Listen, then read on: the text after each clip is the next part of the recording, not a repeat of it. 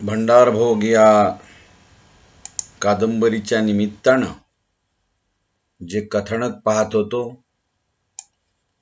आपण इथपर्यंत आलो होतो की श्रीमंत पुरुष सुंदर दिसणाऱ्या जोगतिणीला झुलवा लावत असायचे.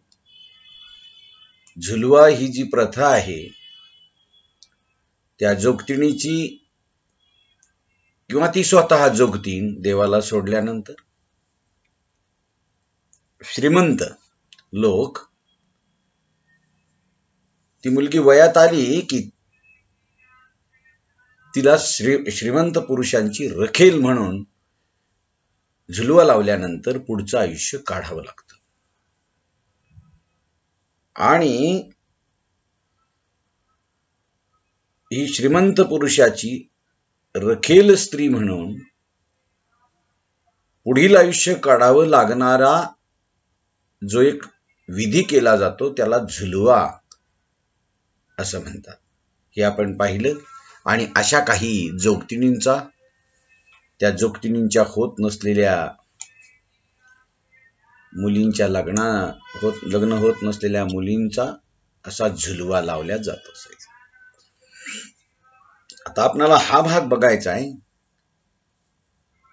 की तायाप्पाचा त्याला जो गुरुपदाची विधी किंवा गुरुपदाचा जो त्याची जी दीक्षा दिली त्याचा जो समारंभ आहे, तो समारंभ आता तायप्पाच्या घरी होणार आहे आणि तो परंपरेनुसार होणार आहे.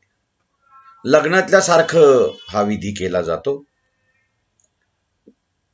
त्या जोगत्याच्या अंगावर गोंधल्या जातं आणि एकूणच जोगत्याच्या जन्माविषयीचं जे तत्वज्ञान आहे त्यानं अंगीकार करावा त्याचा, म्हणून हा एक विधी केला जातो.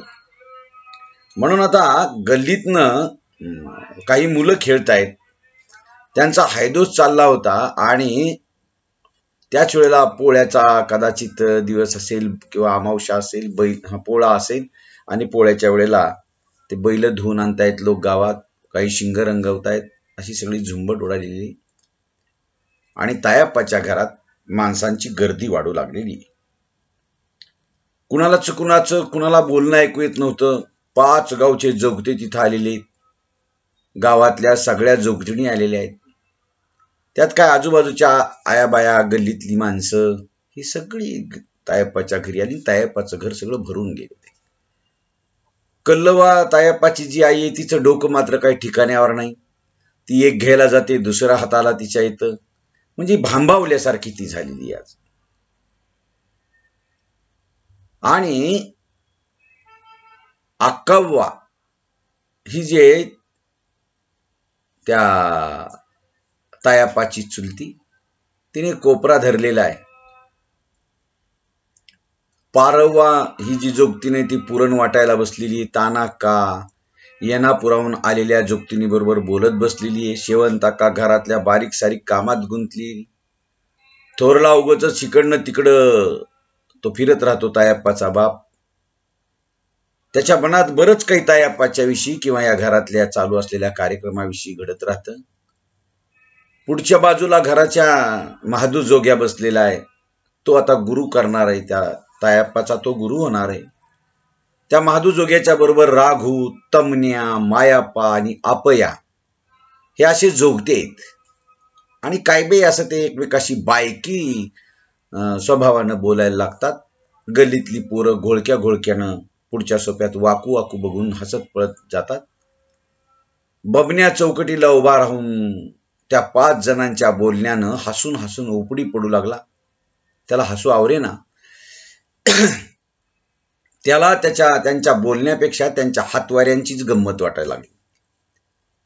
मध्येच पडणारी त्यांची एखादी अशी टाळी त्याला गुदगुल्या करत होती बबन्याला. आणि बबन्या आपला दरवाजाच्या जवळ बाहेर असेल आपल्यातच तो हसत गुंगीनं उभा होता. तितक्यात कसाळ्याचा पाक्या त्याच्याजवळ आला आणि त्याला म्हणाला, हे तुमच्या दादाचं दोस्त होय रे? हे जोगते सगळे तुमच्या दादांचे दोस्त आहेत का? त्या बबन्याला तो म्हणतो, हॅटले का, ते देवजोगत आहेत. ते दादाचा दोस्त कसा होतील?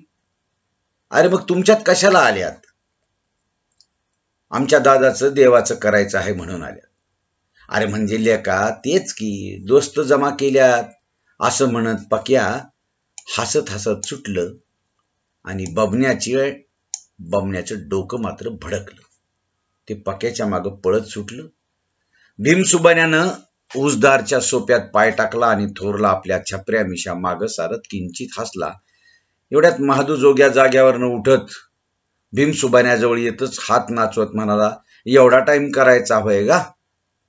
ह्या मागाधरनं विचारायला लागल्या तू कुठं आहेस म्हणून. अरे जरा बैल धुवून आणली बाबा, आज सण आहे असा तो भीमसुबाण्या म्हणतो. घ्या बया. बघा हे जोगते कशी पुरुषी स्वभावानं, कशी स्त्रीच्या बायकी चालीत बोलायला लागतं. घ्या बया, हे एकटाच लागलाय सांगाय सणाचा. असं म्हणत महादूजोग्यानं भीमसुबाण्याला वडतच त्या दोघांच्या समोर नेलं आणि त्याच्या गळ्यात पडत म्हणाला, आम्ही तुझ्या गावात आलाव, आमच्याकडे काहीतरी बघ की. तर भीमसुबाण्या म्हणतो, तुमच्याकडं काय आणखी बघायचंय? इथलं आवरलं की जेवायला झालं की झालं असं तो म्हणाला. आता ग बाई, होई का होणार? जेवाय काय आमच्या गावाला मिळत नाही म्हणून आला व्हाय? मायाप्पानं भीमसुबाण्याची हनवट धरली ना असं तो बोलू लागला. आम्ही तशा जाणार नाही बघ, महादूजोग्यानं पुन्हा बजावलं. बरं बाबा बघूया, एक शिसा पुरल नव? एक दारूची बॉटल, शिशी, मोठा शिसा म्हणजे खांबा. असं म्हणतच भीमसुबाण्या माग सरकला. शेवंताका त्याच्याजवळ आली.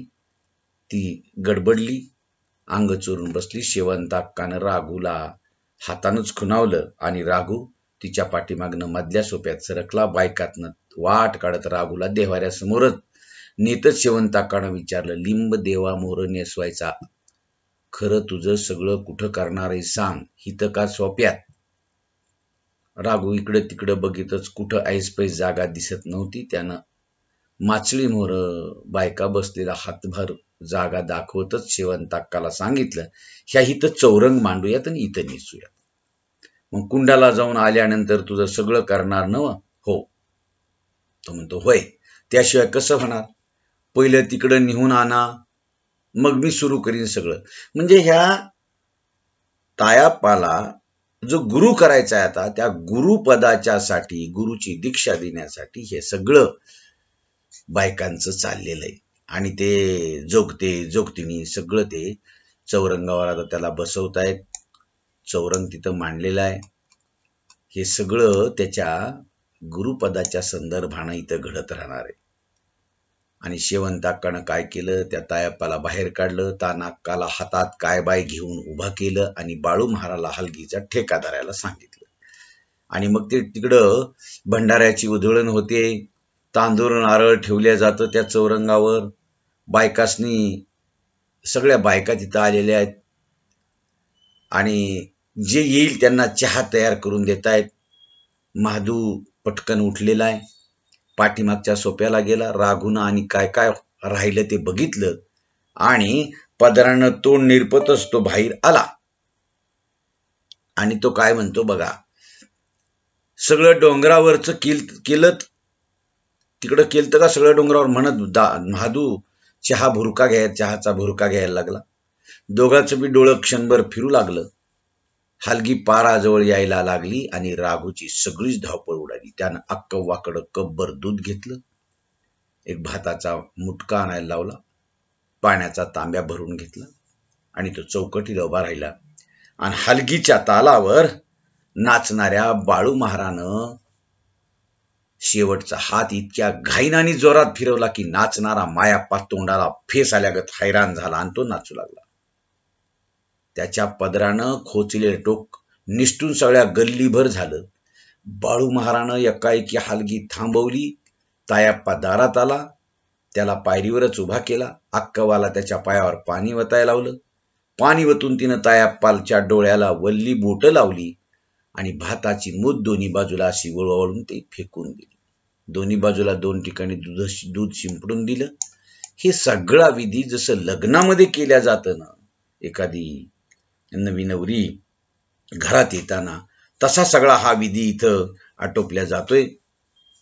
आता हे सगळं करताना काय झालेलं आहे की तो तायाप्पा दूध दोन्हीकडे शिंपलं आणि तो काय करतो, सोबत उभा राहिलेल्या शेवंताकाच्या पाया पडतच तायाप्पाला आत घेतलं.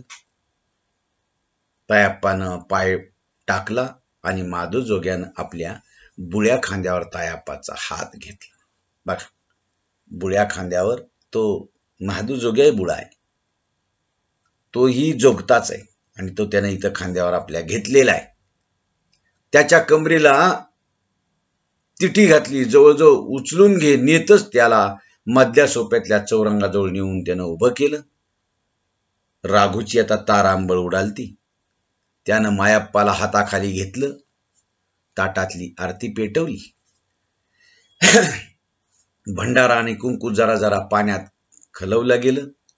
सगळं करता करता त्याचा पदर सारखा खांद्यावरून घसरू लागला आणि तो असा कमरेमध्ये लचकायला लागलेला आहे. मधीच त्याच्या गळ्यातलं दर्शनाचं मणी नाकावर अडकालत.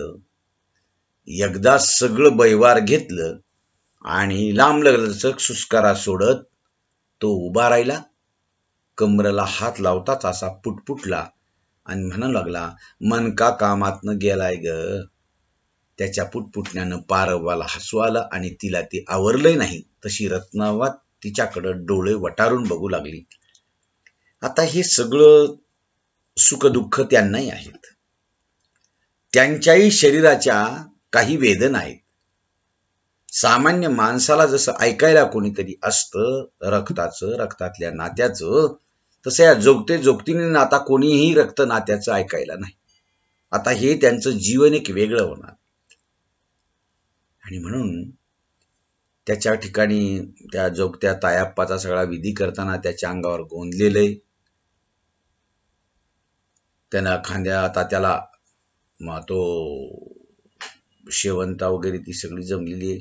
अशी इकडे ये ग माझ्या बाई, तिथं बसून गोंधन कशी काढशील, असं तो म्हणू लागली. आणि मग ती आता त्याच्या अंगावर गोंधलं. बघा, आता अजून काय करायचं राघूला त्या महादूनं विचारलं, शेवंतानं विचारलं, काय राहिलंय तुझं अजून बघ.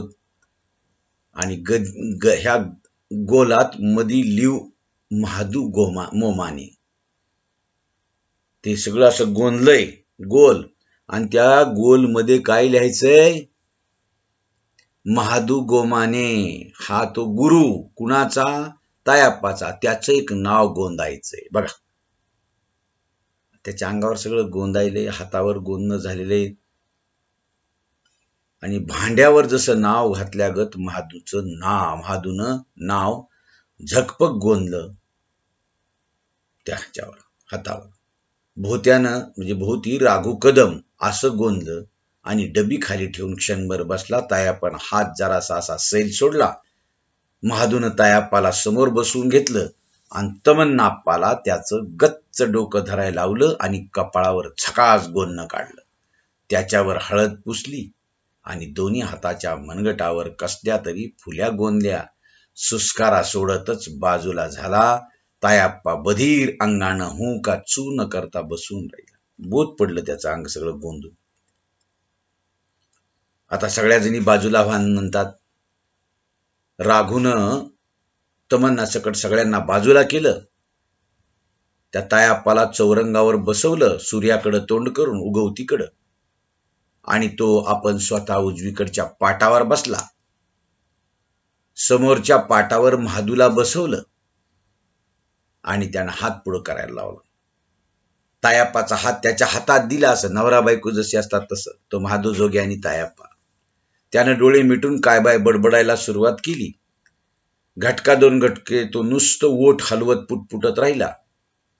बाया बापड्या तिथं सगळ्या जमलेल्या त्याच्याकडे बघतायत, पुटपुटणाऱ्या त्या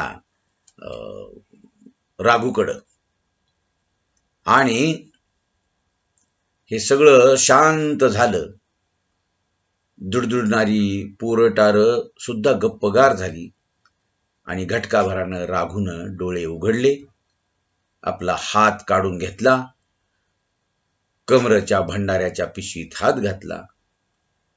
एक कुड्याभर भंडारा तायाप्पाच्या कपाळाला फासला आधीच पिवळं जर्द झालेलं तायाप्पाचं कपाळ आणि अधिकच पिवळं धमक झालं. रागून भंडाऱ्याची मूठ परत तायाप्पाच्या हातात दिली आणि तायाप्पाला बजावलं. मी म्हणतो त्याच्या मागनं तू म्हणायचं. आणि त्यानं बायकी पंथाची शपथ घ्यायला सुरुवात केली. आता बघा, रागून शपथ दिली. पेल्यातलं दूध कुडच्यानं घेतलं, तायाप्पाच्या तोंडात घातलं. त्याच्या समोर तो पिचिक पिचिक पिचिक अशा टाळ्या वाजवत राहिला आणि सगळ्या सोप्यावर त्याच्या पिचिक पिचिक टाळ्यांचा आवाज घुमत राहिला.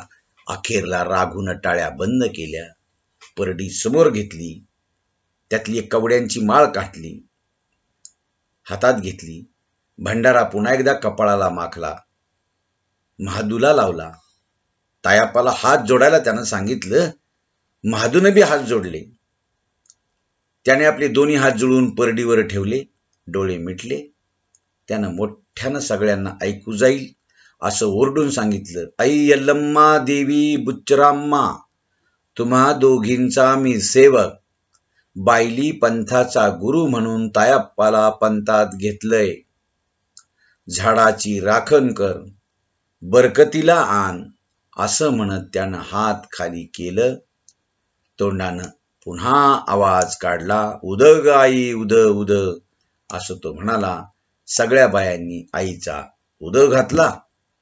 तायाप्पाला चौरंगीवरनं खाली घेतलं आणि दोन्ही गुरुच्या पायावर त्यानं डोकं ठेवलं. एक राघू आणि दुसरा महादू जोग्या. राघू जोग्या आणि महादू जोग्या. दोन्ही गुरूंच्या पायावर त्यानं डोकं ठेवलं. तो बाजूला उभा राहिला. इतका वेळ सुन्न होऊन उभा राहिलेला मायाप्पा त्याच्या जवळ गेला आणि तायाप्पाच्या डोळ्यात बघतच खळखळून हसला. मग संध्याकाळच्या वेळेला सगळं आता हे झाल्यानंतर जेवण झाली. जोगतीनीसनी देखील चोळी नारळ दिला. आता बाईल पंथाचा लुगड्या मोत्याचा गुरु म्हणून महादूला लुगडं नेसवलं. हा सगळ्यात मुख्य. आलेल्या जोग्यासनी खण नारळ दिली. शेवंताक्कानं काय केलं की या सगळ्यांना आपल्या हातानं सगळं केलं. कल्लव्वानं शेवंताक्काची वटी भरली. आता गल्लीतल्या आया बाया पांगापांग त्यांची झाली. आता पारवा आणि शेवंतका खोपडा गाठून कसल्या बसल्या गोष्टी करत बसल्या. तमन्नाप्पाला आता बसायला होईना झालतं. त्यानं भीम सुभाण्याला चांगलाच अडकून ठेवला होता. राघू थोरल्याजवळ बसून आपल्या बायकी भाषेत बरंच काय बाय समजून सांगू लागला. सगळी इकडं तिकडं गुंतलेली बघून मायाप्पानं त्या तायाप्पाला हळूच खुणावलं आणि त्याला परड्यात घेतलं आणि त्या शेणीच्या खोपीजवळ बसतच त्याला सांगायला सुरुवात केली, हे बघ, होऊन येते तुझ्या बाबतीत झालंय. बघा, जोगते दुसऱ्या जोगत्याला कसं सांगायला लागतात. आता हे जोगत्याच्या जीवनाचं कसं वागावं, कसं आंघोळणी पाडून घ्यावं, हे त्याचं जीवनाचं तत्वज्ञान. हे बघ, तुला होऊन येते तुझ्या बाबतीत आता झालंय, तुझं सगळं संपलं. आपला जोग्याचा जन्म म्हणजे फटकुरागत. मनात नाही ते यायला लागतंय. त्यात भरीला भरून म्हणून कोण कोण काय बाय म्हणतंय, काहीतरी करत बसतंय, त्याच्याकडं ध्यान द्यायचं नाही. लईच शोषणा झालं तर बाईचं नाव घेत बसायचं, यल्लमच. जीवाचा कटाळा आला तर हिंगलं जात माझ्याकडे यायचं, असं मायाप्पा हे सगळं त्याला सांगतोय. आता हे सगळं का सांगतोय हे त्यालाच समजना गेलं. तायाप्पा मात्र त्याच्याकडे एकटक नुसतं डोळे फाडून बघू लागला. त्याचा एक एक शब्द त्याच्या काळजाला असं भूक पाडत जाऊ लागला. तानाप्पा बोलतच होता, तानाप्पा बोलतच होता त्याला. पहिल्यानं मी ह्या सगळ्याला लात मारली, जीव द्यावा म्हणून गेलो. हातानं काय काय घडलं नाही. नुसता मनात कुजत गेलो, ती पाळी तुझ्यावर येऊ नये म्हणून तू सांभाळून राहा. असं म्हणता म्हणता त्यानं पदरानं डोळं निरपून घेतलं. तायाप्पाच्या खांद्यावर एक अशी थाप मारली. तायाप्पा मनातल्या मनात ढासवत गेला आणि तानाप्पाची खांद्यावरची बुडी थाप कशी तरीच वाटू लागली त्याला. त्याचं डोकं गरगरायला लागलं, कपाळ त्याचं ठुसठुसू लागलं.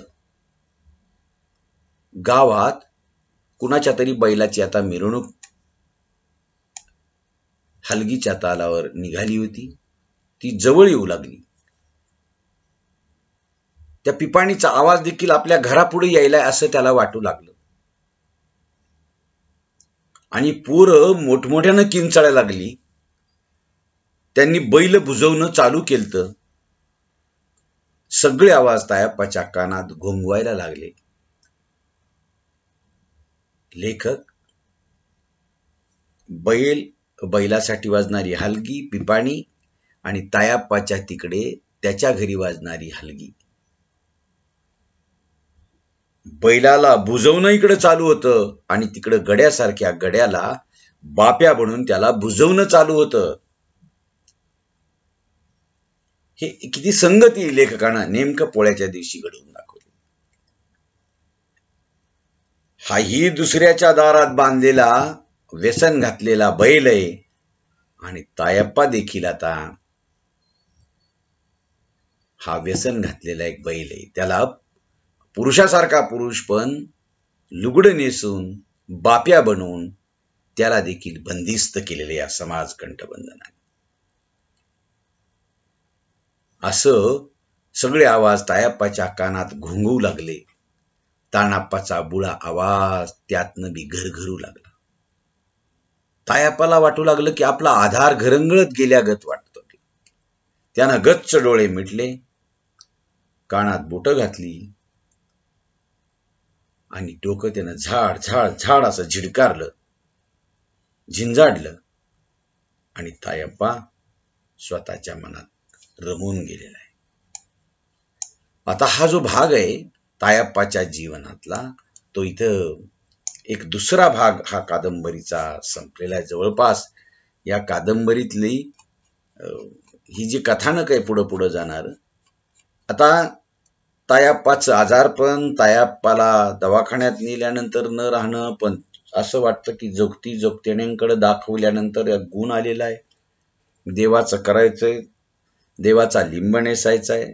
देवीला डोंगराच्या नेतात, तिथं त्याचा विधी करतात, लिंब नेसवल्या जातं. तायप्पाला जोगता बनवल्या जातं तिथे. आणि आता तायप्पा जोगता बनल्यानंतर त्याला गुरु करण्याची दीक्षा, गुरुची दीक्षा म्हणून किंवा गुरु करण्याचा विधी तायप्पाच्या घरी आज पार पडतो. आता तायप्पानं हे बाकीचे जोगते त्याला समजावून सांगतात की तू आता जे जन्म मिळू नये तो मिळाला. आता हे वल्ल झाड आहे, तू म्हणजे वल्ल झाड आहेस आणि तू जळत राहणं हेच तुझ्या हातात आहे. आणि मग आता तायप्पा ह्या सगळ्या गोष्टीला कसा तोंड द्यायला लागतो. तो आता घरी कमी आणि जोगतिणींच्या सोबत कसा राहायला लागतो. गावभर परडी मागण्यासाठी कसा फिरतो. त्यातच तायप्पाचं जे शेत आहे ते गणपा मिसाळाकडे कसं गहाण पडतं. रत्नावाला तायप्पामुळे टाकून कसे लोक बोलतात. आणि एकूणच अपमानाचं जिनं पदरी आलेले जोगते आणि जोगतीन आपल्या आयुष्यात कसे जगतात, या सगळ्याचा यथासांग कथाभाग मी तुम्हाला उद्याच्या तासात सांगतो. आज आपण इथं थांबूया. ठीक आहे.